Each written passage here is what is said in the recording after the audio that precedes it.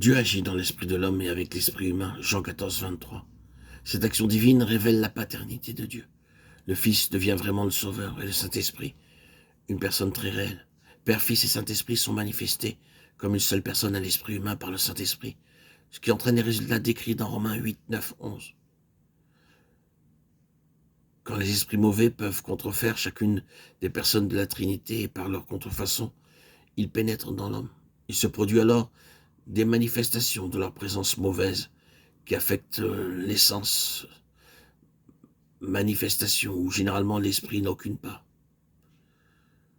Le Christ se manifeste en croyant par son esprit, il devient alors le vivant, celui qui règne sur le trône. Le croyant s'unit à lui en esprit, de sorte que la vie et la nature du Christ se communiquent aux croyants et édifient la nouvelle création. Galates 1, 16, 4, 19.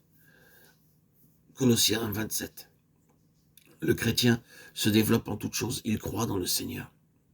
Le chrétien regarde au Christ qui vit dans les demeures du Père.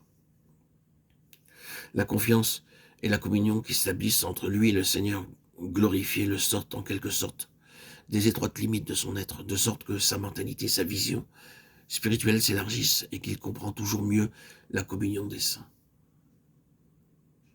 Lorsqu'il y a contrefaçon, le Christ habite apparemment dans l'homme comme personne. Une personne à laquelle il adresse des prières, avec laquelle il communie. Il n'y a pas de croissance, pas de développement de la vie de Christ. Tout se ramène à des expériences qui absorbent le chrétien et l'emmènent à se replier sur lui-même, spirituellement parlant.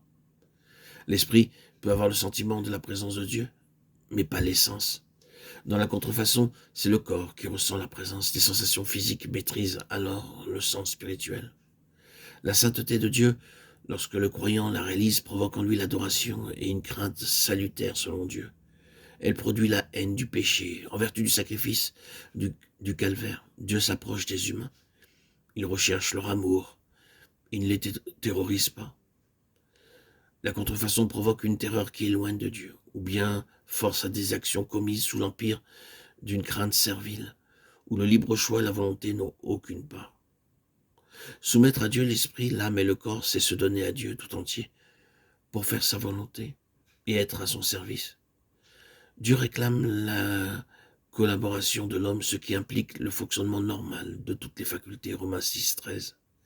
Cette libre collaboration du chrétien avec Dieu et de Dieu avec son enfant est le contraire de la contrainte mauvaise qui exerce sur l'homme les puissances surnaturelles du mal. La soumission passive de l'esprit, de l'âme et du corps a une puissance surnaturelle qui désormais les fait mouvoir de façon machinale, automatique. Alors il y a une obéissance passive qui ne découle pas des décisions de la pensée. Ici, les mauvais esprits cherchent à gouverner l'homme et à obtenir sa soumission passive.